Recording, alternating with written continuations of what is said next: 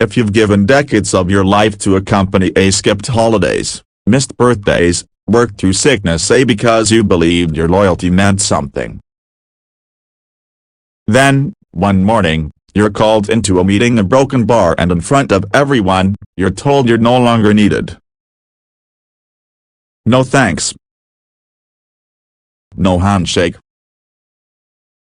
Just a broken bar gone. That's exactly what happened to me and my team. But here's the part they didn't expect: we weren't going down quietly. If you've ever been disrespected by someone in power who thought they could crush you without consequences, hit that like button and subscribe, because this is one of the most satisfying revenge stories you'll hear today.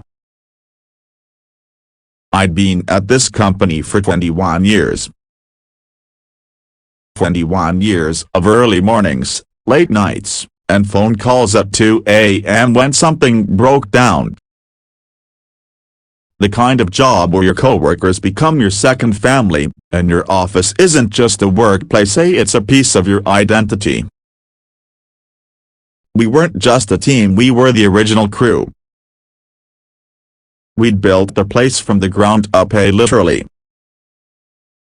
I remembered painting the walls of the first office, hauling furniture in with my own pickup truck, setting up the old coffee maker in the corner that became a gathering spot for every big decision. We were tight-knit. We covered for each other when someone's kid was sick. We pitched in when someone's car broke down. We celebrated promotions like they were weddings. Then came him. The new GM. His name was Richard the Broken Bar, and yes, his name fit the personality. From the moment he walked in, you could tell that a man was here for power, not people. He wore this smug smile that said, "I'm the smartest person in the room," even when he hadn't opened his mouth yet. His first meeting wasn't about introducing himself or learning how we worked, that was a lecture about efficiency and modernizing our approach. Translation: everything you've built, I'm about to tear it. In this first month, he started replacing little things: the coffee machine we all chipped in for, the bulletin board where we posted birthdays and anniversaries. Outdated, he called it. Then he began hiring his people. Outsiders who knew nothing about the company's history but walked in like they owned the place. We tried to warn him about how things worked, but he'd cut us off with, "That's not how we'll be doing it anymore." One afternoon, he walked past me and muttered, "Some of you won't be here much longer if you can't adapt." I thought it was just empty posturing. I was wrong. It was a Wednesday morning when he called us into the conference room. Every single one of us from the original crew was there, 15 people. Richard stood at the head of the table, arms crossed, smirk plastered on his face like he'd just won a game we didn't know we were playing. "I'm going to be direct," he said. "As of today, your services are no longer required. We're moving in a new direction." That was it. No thank you. No handshake. No "we appreciate your years of dedication." Just a broken bar out. I looked around the table and saw tears in some eyes, anger in others. One coworker whispered, "I missed my daughter's graduation for this place." Another shook their head in disbelief. We walked out of that building like ghosts. The people who'd built it, erased in an instant. I went home that day and sat in my car for an hour before going inside. My wife came out to check on me, and I just said, I gave them my life, and they threw it away. That night, I didn't sleep. I kept replaying every late night, every emergency I'd handled, every milestone I'd missed because I thought I was doing something that mattered. By morning, the anger had settled into something sharper: a resolve.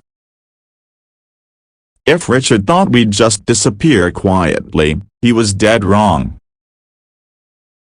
You see, between the 15 of us, we held decades of insider knowledge and, more importantly, personal connections with almost every major client the company had. I called the team. We met at Joe's Diner, the same spot we'd gone to after late shifts. What if, I said, leaning in, we started our own company? At first, they laughed. Then they realized I was serious. We had the skills. We had the relationships. And thanks to Richard's arrogance, we had something more powerful than any marketing strategy: loyalty from clients who trusted us, not the company's new face. Within a month, we'd pooled our resources, rented a small office space, and started reaching out to our old clients. We didn't badmouth the company, we didn't have to. We just told the truth: the people they'd worked with for years were gone, and we were starting fresh. The response? Overwhelming. Within 6 months, over 60% of the company's biggest accounts had jumped ship to work with us. Our reputation spoke louder than any glossy presentation Richard could whip up. And in a broken bar the news came in. Richard had been fired. Apparently, the board wasn't happy about unexplained revenue loss and client dissatisfaction. His little empire crumbled faster than it had been built. The sweetest part? Some of the board members were old friends of ours, people Richard had dismissed as legacy baggage. They'd been rooting for us the whole time. The last time I saw Richard was at an industry networking event. He spotted me across the room, and for a moment, his confident posture faltered. "You," he said, walking over, "you did this." I just smiled. "No, Richard. You did this when you forgot that people aren't replaceable." Then I turned and walked away, leaving him standing there with the realization that his downfall was entirely. Here's the thing, in business, numbers matter. But people matter more. You can't build a foundation on disrespect and expect it to stand. Richard learned that the hard way. If this story gave you even a shred of satisfaction, hit that like button and drop a comment with the best revenge you've ever seen in your workplace. And of course, subscribe for more stories that prove karma is very, very real.